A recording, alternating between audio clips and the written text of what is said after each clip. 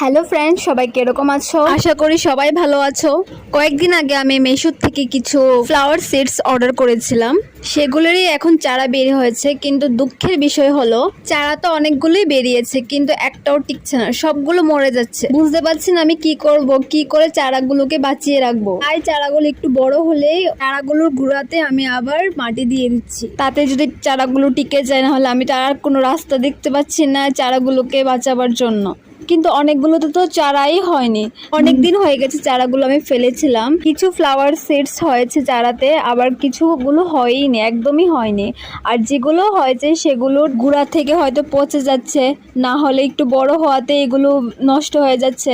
আর এটার মধ্যে আমি অনেকগুলো সিডস ফেলেছিলাম এবং সবগুলো সিডস হয়েছিল, বাট এখন এটার মধ্যে শুধু একটা চারাই বেঁচে আছে। আর একটার মধ্যেও আমি চেষ্টা করছি যে সবগুলো চারা আমি টিকিয়ে রাখার জন্য। তোমরা যদি জানো আমি চারাগুলোকে কিভাবে বাঁচিয়ে রাখবো